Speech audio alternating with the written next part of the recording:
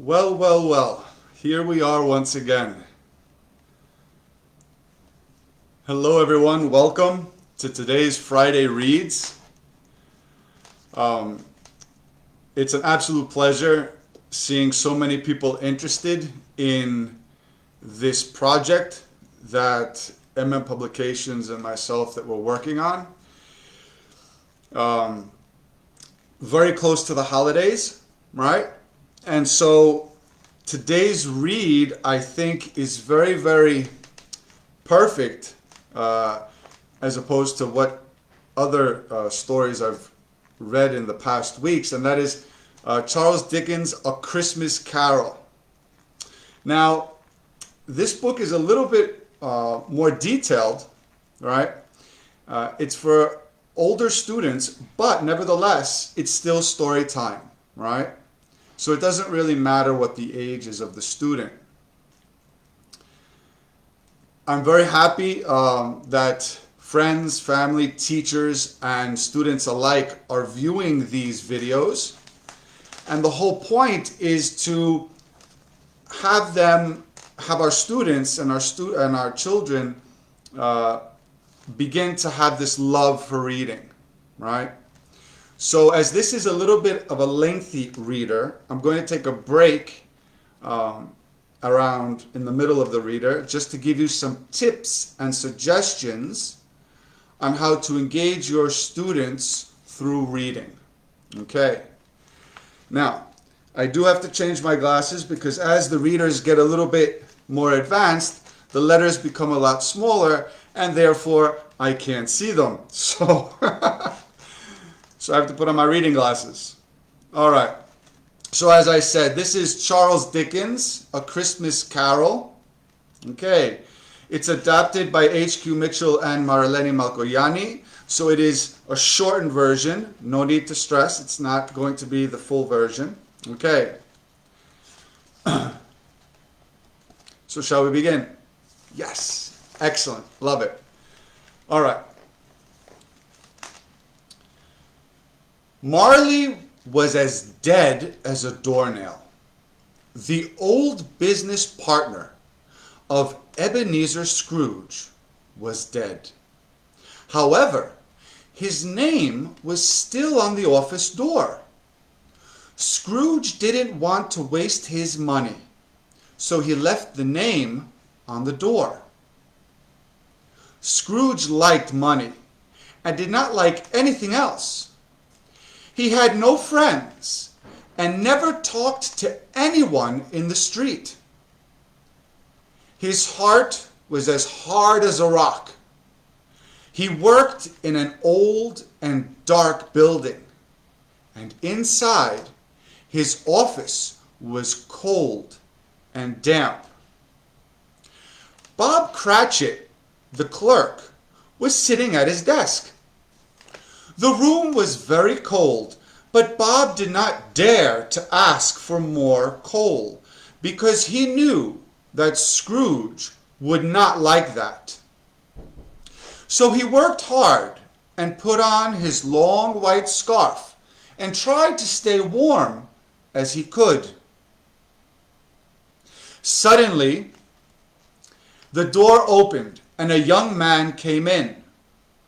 His face was red from the cold. It was Scrooge's nephew, Fred, and he wanted to invite his uncle to Christmas dinner. "Uncle, Merry Christmas," he said. "Bah, humbug," said Scrooge. He always said that when he thought that something was nonsense. "Will you join us for dinner this year?" asked Fred. "No, Christmas is useless, a waste of time and money," answered Scrooge. I don't think so, not at all," said his nephew. "At Christmas, we eat and drink together, share gifts and company, and sit around the fire with friends and family. Many things in our life are useful, not only money." Scrooge could not think of anything to say, So he repeated, "Bah, humbug!" "Don't be angry, Uncle.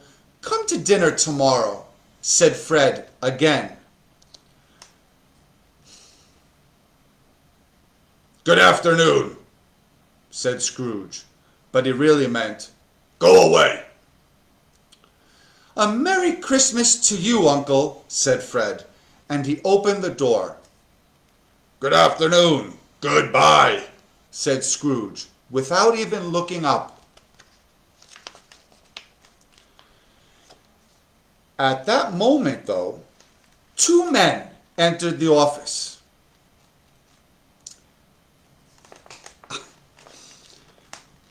Thank you very much for the comments. At that moment, two men entered the office. "Is this Mr. Scrooge or Mr. Marley?" asked one of them. "Marley has been dead for 7 years," said Scrooge. "He died 7 years ago on a night like this." "Oh, well, Mr. Scrooge," continued the man, "Christmas is a time of giving, and there are many poor people with no food and no house. So we ask for money for the poor to help them. How much would you like to give?" "Nothing," said Scrooge. "I would like you to leave. I don't have fun at Christmas, so why would I help others to have a good time?" "But how will the poor manage?" asked the other man. "Well, they can go live in a prison or work in a factory. And if some of them die, there will be less poor people. It isn't my business anyway," said Scrooge. "I don't care. Good afternoon, gentlemen." The two men understood that they wouldn't take anything from him, so they turned and left. It was getting dark, and soon it was time to close the office. "I suppose you want a holiday tomorrow?" Scrooge asked his clerk. "Well, Christmas is a holiday," said Cratchit. "It's a day of not working while getting paid. Be here early the next day," said Scrooge. Yes, sir," answered Cratchit, and they left for their houses.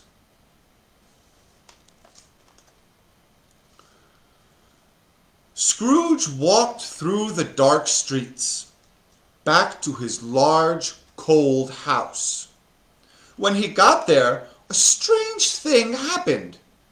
As he reached for his keys and went to open the door, he saw the door knocker change into the face of his old business partner, Marley. Scrooge was afraid, but when he looked again, the face wasn't there, and the door knocker was all he could see. Scrooge went inside slowly, lit a candle, and looked around the house carefully. There was nothing there. So Scrooge went to his room and got ready for bed. But as he was sitting sleepily by the fireplace, he heard the sound of heavy chains. The noise was just outside the room, and then suddenly, through the closed door, flew a ghost with heavy iron chains around him. "Humbug! Who are you?" "Who am I?" said the ghost. "I was your old business partner, Jacob Marley. Can't you see that?" "Oh, I don't believe in you. I must be sick from something I ate." "You come from the gravy, not from the grave," said Scrooge, trying to hide his fear. The ghost said nothing and shook his chains. The noise was awful, and Scrooge fell on his knees, terrified. "Mercy!" he cried. "I believe in you, but tell me, Marley, what are all these chains, and why did you come here?" These chains I made from my own greed. I did not help others. I only tried to make more money. Now I came to warn you so that you don't end up like me," said the ghost. "But what must I do?" asked Scrooge. "3 spirits will visit you after I leave," said Marley's ghost. "More ghost? Isn't there any other way?" asked Scrooge. "No, you must do this to save yourself," said the ghost. "The first spirit will come at 1 o'clock tonight. The second will come at the same time tomorrow. The last ghost will visit you when the clock strikes 12 on the night after that. I must go now. Do not forget my words," said Marley's ghost, and it slowly flew out the window. Scrooge stood alone in the room. Was it all just a dream? He wondered. He walked to the door and checked it. It was locked. "Humbug," he tried to say, but the words didn't really come out. So Scrooge, tired from the strange day he had, went straight to sleep. So what's going to happen, guys? What's going to happen next? Scrooge went to sleep. His old partner told him 3 ghosts are going to visit him. Let's see what happens now. Scrooge slept through the whole day, and he woke up when the clock struck 1. A hand was pulling back the curtain of his bed. There was a child in a white robe. The child had white hair and looked both young and old.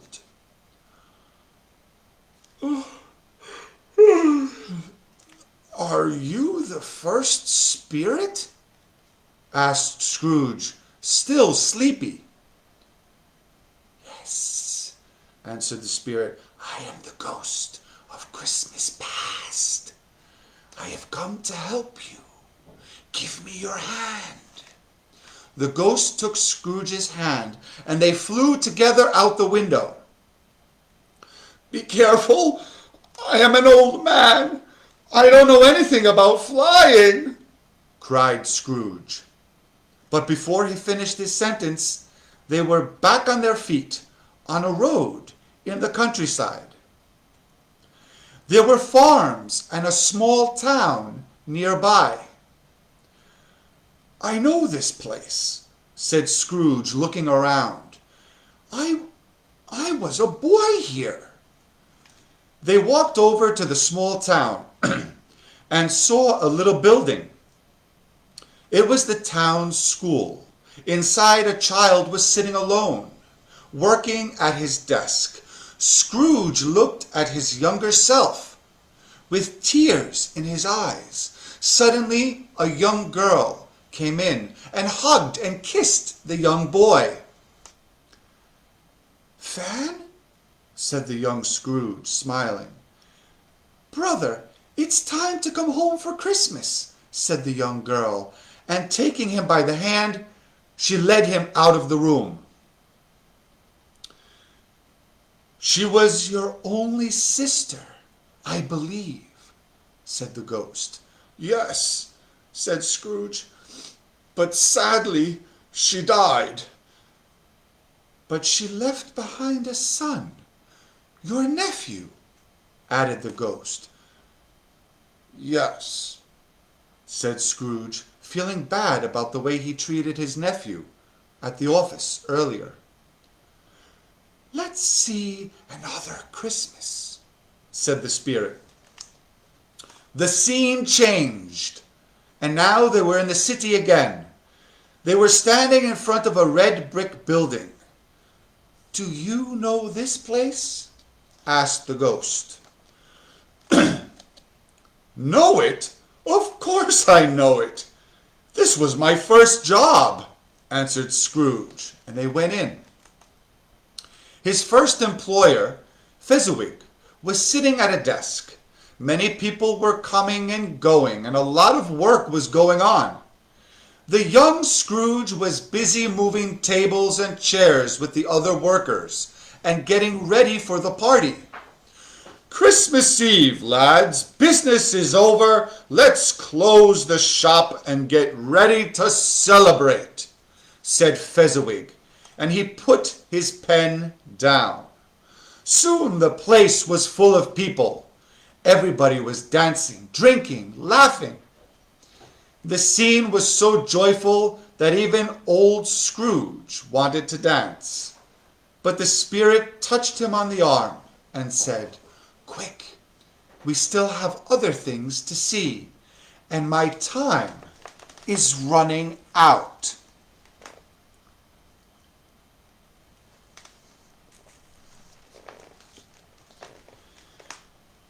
Now the ghost of Christmas past took him to another Christmas.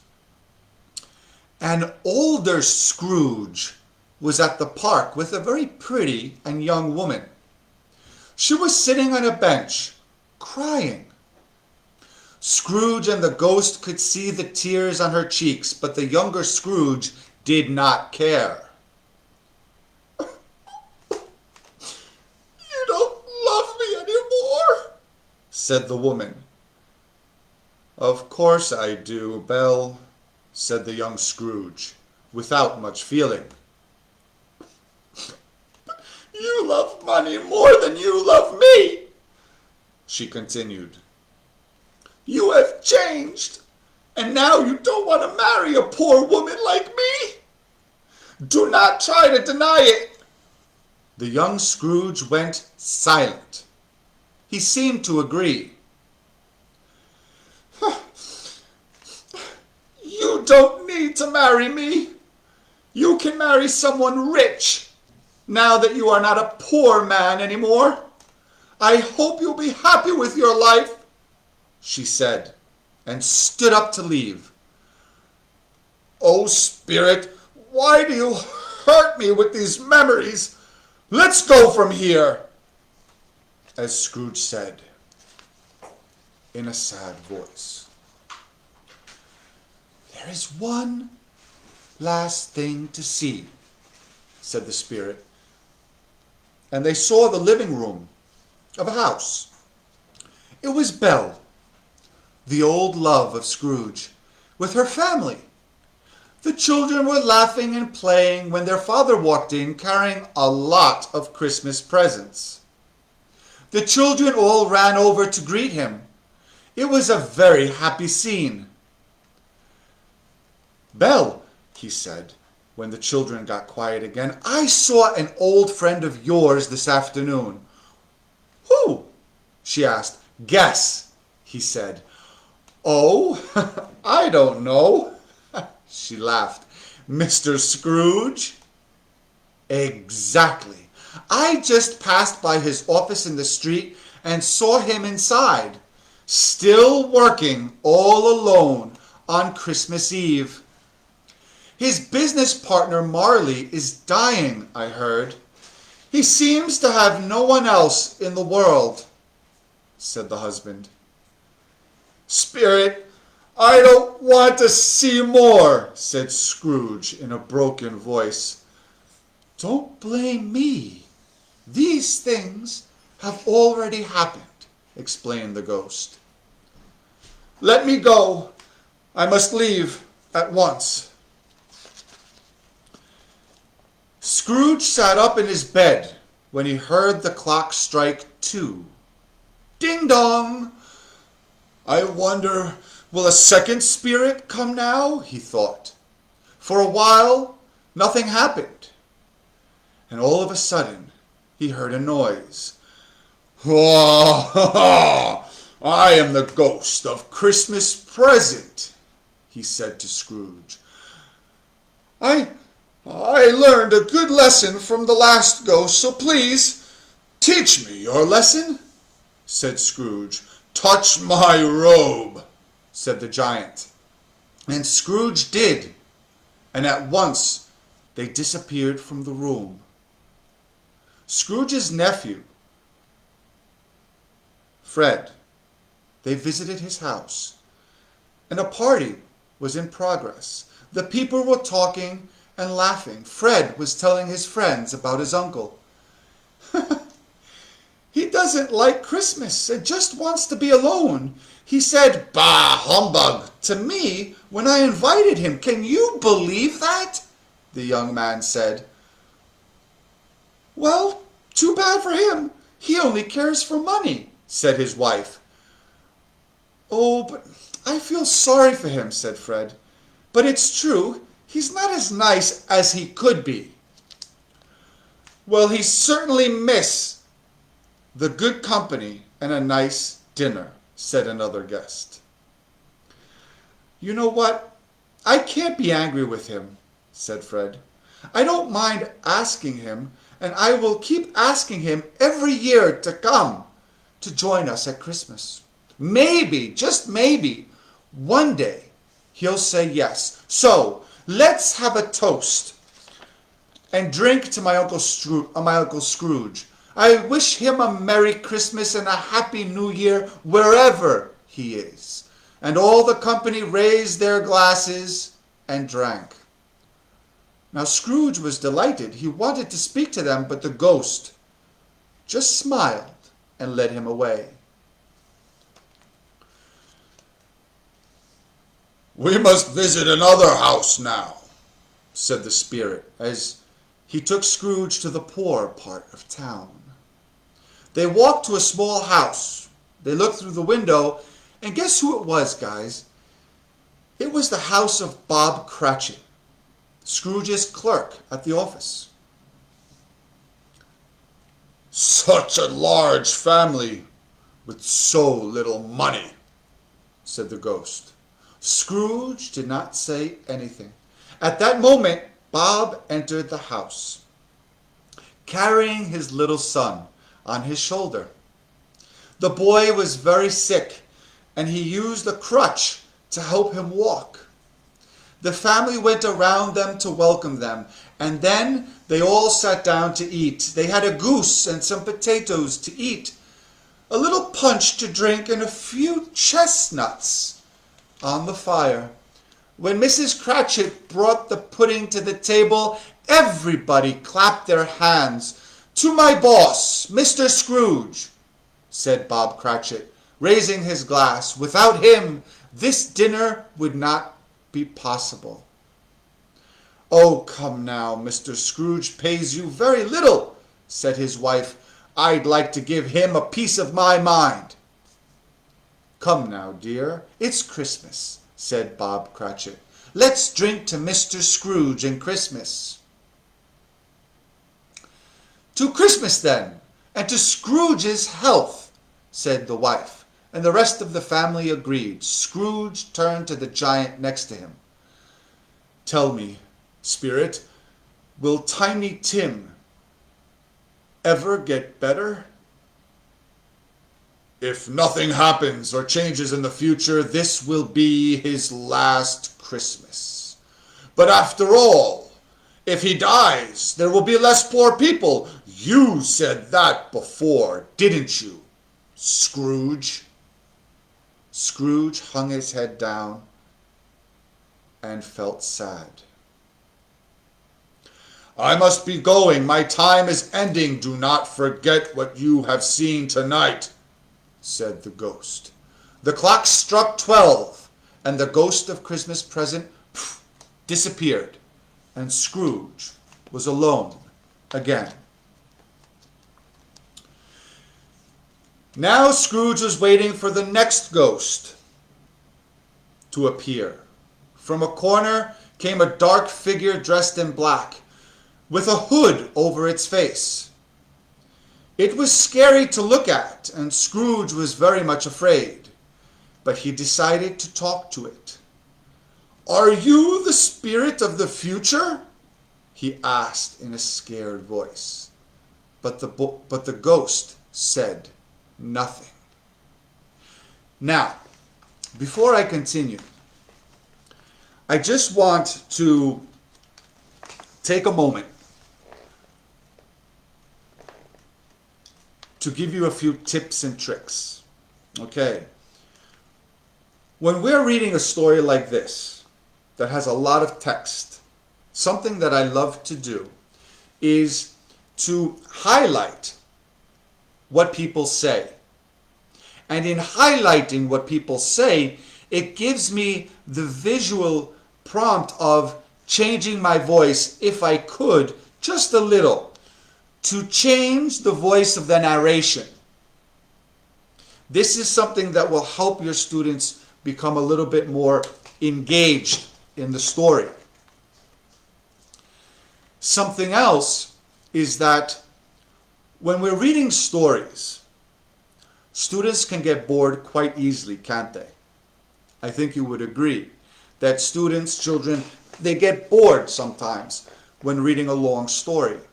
So sometimes it's good to take breaks between one or two chapters, to ask questions, to get them involved, have them read with you, have them read some of the characters in the story. Now, throughout all of these months that we have been in the comfort of our homes, right, it was a fantastic opportunity for reading to be done more often with our kids and with our students. So something that we can think about and reflect on for 2021 is to work a little bit more on having their love for reading become just a little bit more interested in their day-to-day routines or habits. Maybe make it a weekly project with your students, as we are now doing these Friday reads, having people interested, knowing that every Friday a story will be told and tips and suggestions will be shared. So think about this for 2021. All right. One other thing is to step outside of our comfort zone. I know very well that many of us sometimes, especially when we speak English as our L2 language, we're a little bit anxious, we're a little bit nervous in general in speaking. So especially when it comes to reading. Well, when we read, one super tip is to pretend like you are an actor, a performer, so to speak. And so when you read to your students, make this area your stage. And in doing so, your audience, your students, will just wait to see what's going to happen next. Using prompts, using props, using different tangible things that could spark their multisensory perception. Okay, and even have them become prepared for the story by bringing their own props when reading. Okay, all right, so let's continue. We're almost done. Okay, the third ghost has come to visit. Oh, almost forgot. That's why I couldn't see.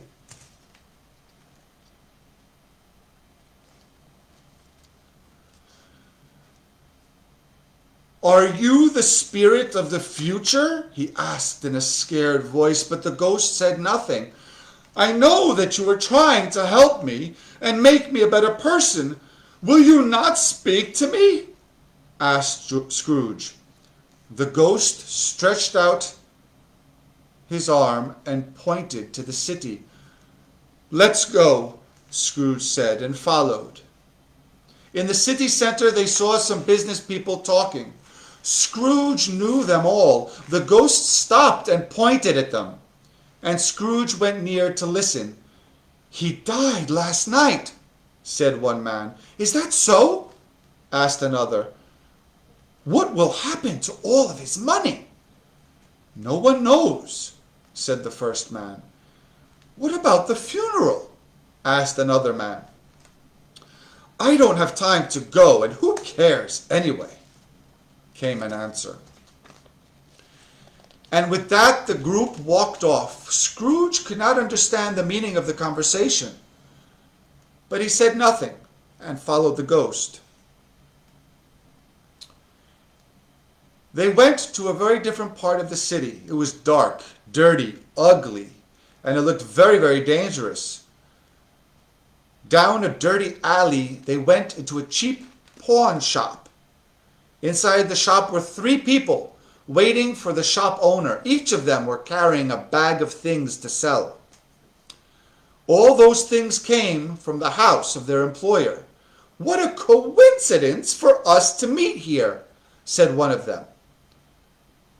She was the cook. We've all taken something from him, another woman said. She was the maid. Everyone laughed at that, and they continued talking. Well, he was so greedy in life, and no one could take anything from him. But now he's dead. And the man behind the counter said, he can't do anything about it. Scrooge walked away from the shop. He was very sad and horrified. Spirit, he said, I understand the lesson of Christmas future. That man's life is like mine. I must change the way I live. Is that correct? Well, they walked along the streets and they arrived at a familiar place to Scrooge after leaving the pawn shop. It was the house of the Cratchits. Remember the Cratchits, guys? Right? But it did not seem a happy Christmas, nor was the house lit up. The family sat around the fire. Your father will be home soon, said Mrs. Cratchit. He walks home slowly these days, said one of the children. Yes, but he walked faster before, even with Tiny Tim on his shoulder, said another child, and then the family became quiet. At that moment, the door opened. Hello, family, he said to everyone. It was Bob Cratchit. Hello, Father, the children said. Everything is ready for the funeral on Sunday, said Bob Cratchit. He has a nice green place in the graveyard. You'll see how nice, he said, but he could not continue because he started crying. Scrooge realized that Tiny Tim was no longer alive. They left the family and the ghost led him to one last place. It was a graveyard. Why are we stopping here? Asked Scrooge. But as usual, the ghost said nothing. The gravestone had his name, Ebenezer Scrooge. It was his own grave. Oh, Spirit, I am that man. I will die alone with no friends. But isn't there a way to change this future? Do you show me things that will happen, or only things that may happen? Tell me, please. But the ghost only stood there silent, as always. If I change my life, will the future change too? Is that possible? There was again no word from the spirit. Listen, Spirit, please, Scrooge said, grabbing his arm. I am not the man I was. From now on, I will always celebrate Christmas. I have learned my lesson. I have changed. Scrooge opened his eyes. Now he was lying alone in the dark. He looked around. There was his bed, his room, his house. No more ghosts, nothing strange. Everything was normal. I have learned my lesson. I will change my life, said Scrooge. I will stop caring about money. I will start caring about other people, he said, and he got up from bed. He opened the window. He looked outside. There was a boy in the street, and Scrooge waved to him. Hello there! What day is it today? Scrooge asked the young boy. Why, it's Christmas, of course, answered the boy. Scrooge was pleased. There was still a chance for him to change. Right in time for Christmas. Great news, Scrooge said.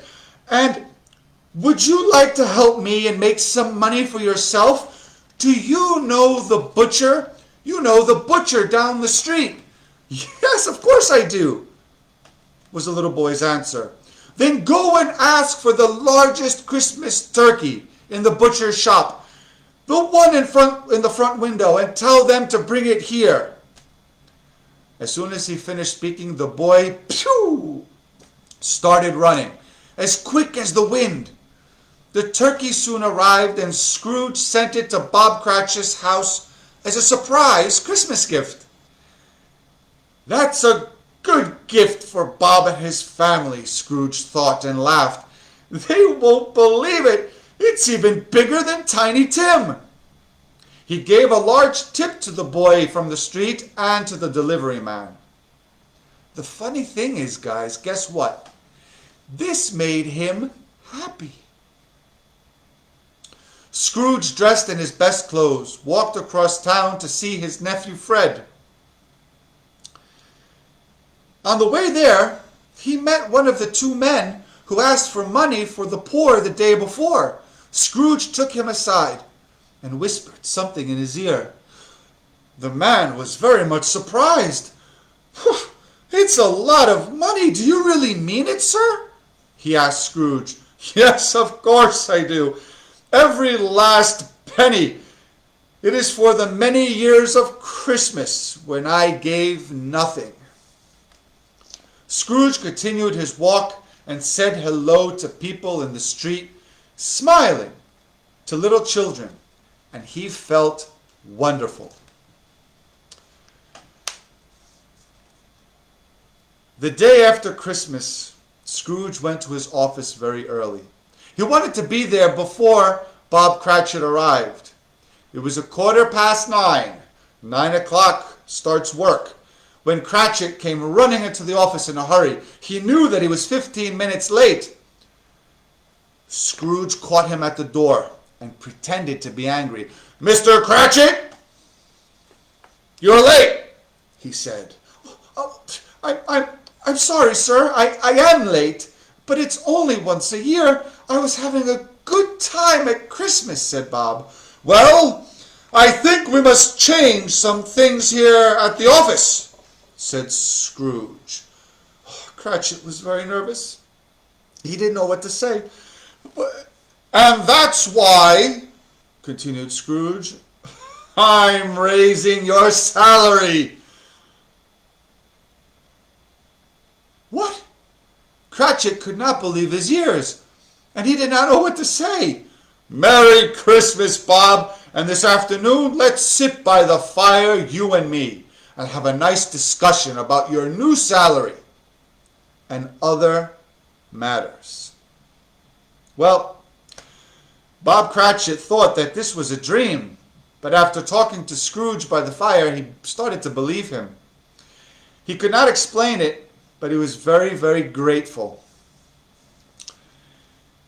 With the passing of time, Scrooge changed his life and the lives of others.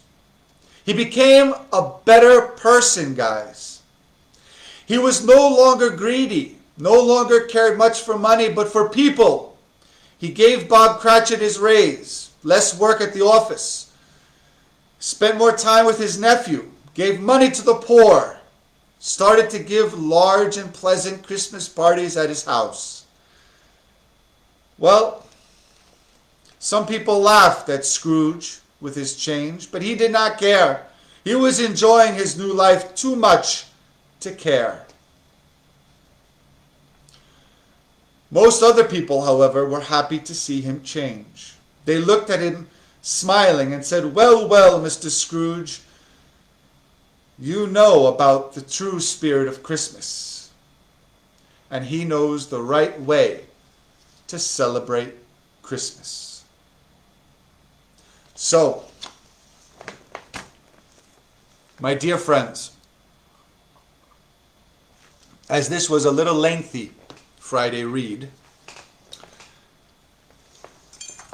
on behalf of MM Publications, myself, my colleagues, we do want to wish you all an absolutely amazing holiday season. Reflect on the positive things that happened throughout the year, which I am sure there were quite a few, if you really take the time to think about it. Look towards 2021 with a proactive mindset, with a mindset filled with positivity, not only for yourself, not only for your family and your children, but for your students. Because we need to start 2021 all together, working together for the betterment of everything that's going on in the world. And the only way to do that is through smiles, right? Positivity, empathy, and positivity again. That's the key word, I think. As Ebenezer Scrooge showed, he just exuded positivity after being visited by the ghosts. So that would be the message, I think, to spread positivity. Guys, thank you very, very much for joining us. Please, I know it is quite lengthy, share the video to your friends, students alike for this story. And I look forward to seeing you again in 2021 through our webinars and our Friday reads. Take care, happy holidays, and see you soon. Bye.